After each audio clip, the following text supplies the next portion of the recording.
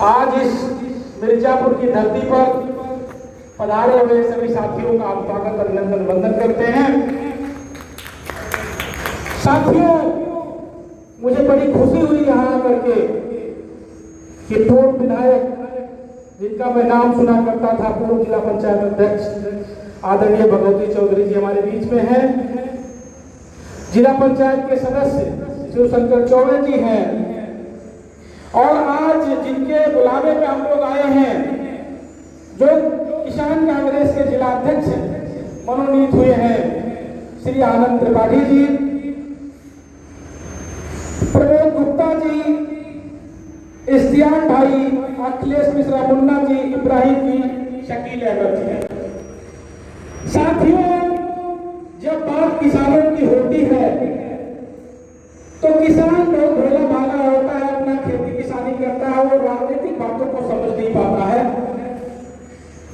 हो क्या रहा है हमारे साथ, कितना छल कपट हो रहा है, किसानों के साथ क्या जोर ज्यादती हो रही है, मैं आपको बहुत कम शब्दों में बताना चाहता हूं। विधायक जी, मैं आपको बताना चाहता हूं कि हमारे यहाँ गन्ने की फसल होती है। गन्ने का मूल्य 370 रुपए, 375 रुपए, 380 रुपए के आसपास है और आप कहीं भी मार्केट में जाकर के सूखी लकड़ी की कीमत तय कर लीजिएगा, पूछ लीजिएगा, वो 700-800 रुपए प्रति कुंटल है। अब आप इस बात को यही तय कर सकते हैं कि गन्ने की फसल में निराई, गुड़ाई, सिंचाई करने के बाद, खत तौली सहने के बाद किसान उसको 375 रुपए में बेचता है और एक सूखी लकड़ी की कीमत 700-800 रुपए कुंटल है। तो आप अंदाजा लगा सकते हैं कि हमारे साथ किस तरीके के अन्याय और जोर ज्यादती हो रही है। दूसरी बात, पूरे देश में नहीं पूरे विश्व की बात मैं करता हूं कि जब किसी वस्तु का कोई उत्पादन करता है तो उसके मूल्य का निर्धारण वो स्वयं करता है। जैसे आप कोई गाड़ी ले लीजिए, कोई मोबाइल ले लीजिए, कोई घड़ी ले लीजिए, कोई कलम ले लीजिए, साबुन ले लीजिए, जितनी भी चीजें आप देखते हैं उनको बनाने वाला उसके मूल्य का निर्धारण करता है। लेकिन एक किसान ही है और वो खास करके हिंदुस्तान का किसान है कि वो अपने फसल पैदा करता है, सिंचाई करता है, निराई करता है, गुड़ाई करता है, लेकिन जब उसको बेचने की बात आती है तो उसके मूल्य का निर्धारण साहूकार करेगा, सरकारें करेगी।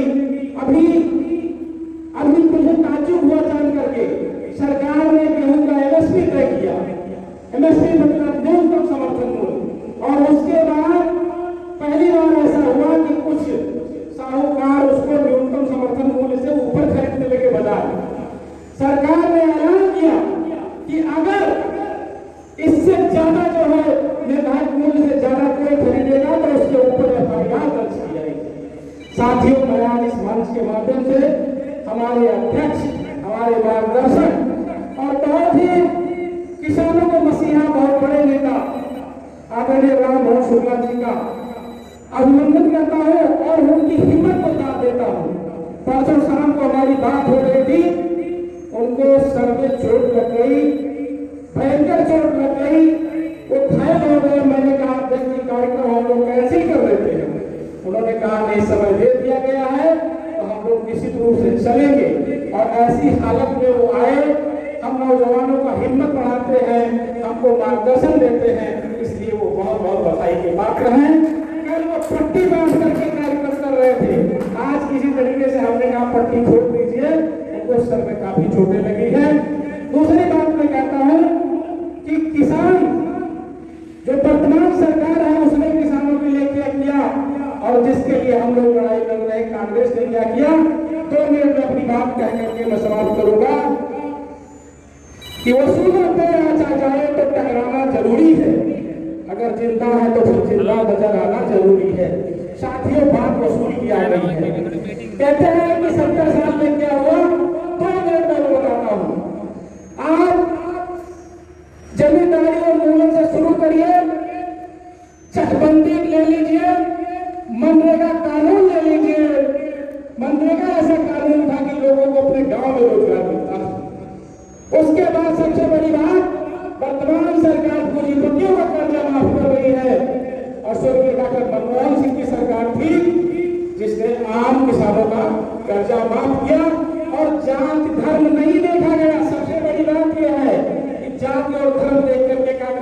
नहीं करती है।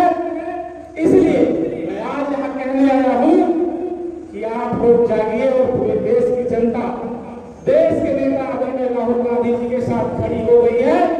आप लोग भी मन बनाइए, हम प्रदेश सरकार भी बदलेंगे और देश की भी सरकार बदलेंगे। बहुत बहुत आभार। जय हिंद, जय भारत।